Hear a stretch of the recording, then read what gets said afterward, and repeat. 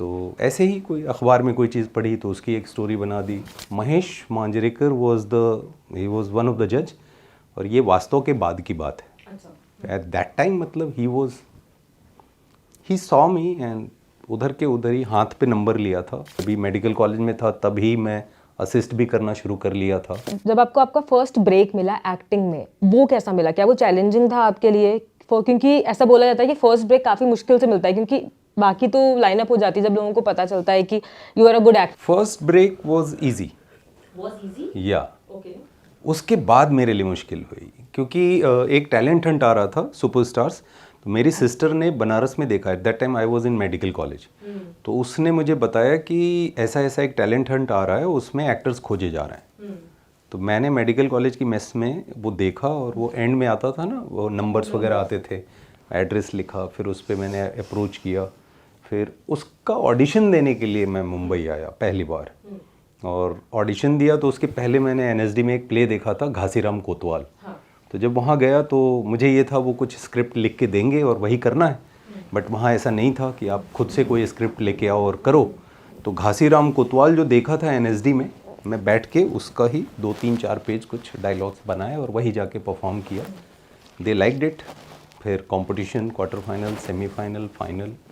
तो ऐसे ही कोई अखबार में कोई चीज़ पढ़ी तो उसकी एक स्टोरी बना दी, किसी बुक में कोई चीज़ पढ़ी थी तो उसकी एक स्टोरी लिख दी, और ऐसे ही हर राउंड क्लियर होता गया। And Mahesh Manjrekar he was one of the जज, और ये वास्तव के बाद की बात है। एट दैट टाइम मतलब ही सॉ मी एंड उधर के उधर ही हाथ पे नंबर लिया था। फिर क्योंकि मैंने परफॉर्म किया और नंबर लिया उनका, तो हाथ वही कागज़ था उस समय सामने। बोले मुझसे मिलना ज़रूर तुम। And I met him, and मैं वापस गया और मुझे 10 दिन के अंदर कॉल आ गई कि मैं महेश मांजरेकर बोल रहा हूँ, वैसा वाला। Okay, sounds interesting. बहुत कम लोग ये जानते हैं कि आप मेडिकल फील्ड से बिलोंग करते हैं।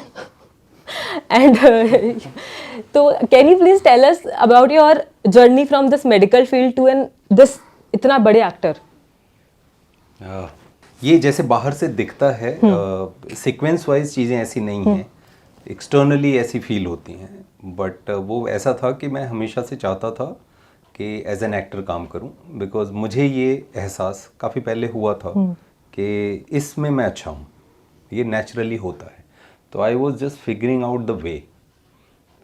जब मैंने अपने घर पे बात की मेरे पिताजी से, तो उन्होंने एकदम से मना कर दिया, और फिर कोई रास्ता नहीं था। तो छोटे भाई बहन उन्होंने हमेशा सपोर्ट किया। वहाँ पे ये होता था कि कैसे किया जाए, तो सारे इंटरव्यूज़ हम लोग पढ़ते थे, बैठ के पढ़ते थे, और सब में एक कॉमन चीज़ दिखती थी कि संघर्ष बहुत है मुंबई में। तो ये हुआ यार, ये संघर्ष वाला चक्कर आएगा तो कैसे निपटूंगा। तो फिर ये आइडिया था कि यार अगर मैं डॉक्टर बन गया तो रात में प्रैक्टिस कर लूँगा, और दिन में ये जो संघर्ष वाला चक्कर है मैं उससे निपट लूँगा। तो फिर मैनेज किया जा सकता है मुंबई को।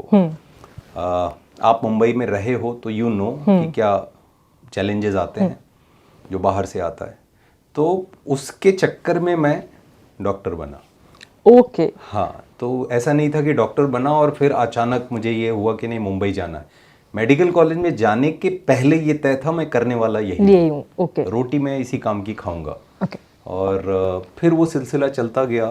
तो कम उम्र की जो प्लानिंग्स थी वो ये थी, और फिर एक मेरी आदत है कि कोई काम मैं शुरू नहीं करता, शुरू करता हूँ तो बीच में नहीं छोड़ता। फिर कितने भी चैलेंजेस आएँ मैं भागता नहीं हूँ, फिर मैं डटा रहता हूँ और जो भी होगा आखिरी तक जाऊँगा। उसकी वजह से फिर ये था कि मेडिकल बीच में नहीं छोड़ूंगा, and I promise this to my father. फिर लगा वक्त, तो एमडी भी की, 9 साल पढ़ाई की। तो मुझे मालूम नहीं दुनिया में कुछ, जब भी मेडिकल कॉलेज में था तभी मैं असिस्ट भी करना शुरू कर लिया था। तो मैं सिर्फ मुंबई भाग के आता था, शेड्यूल करता था, फिर भाग के मेडिकल कॉलेज में जाता था, फिर जो छूट गया वो कवर करता था, आगे की थोड़ी चीज़ें पढ़ने की कोशिश करता था, क्योंकि फिर मुझे भागना अगले शेड्यूल के लिए।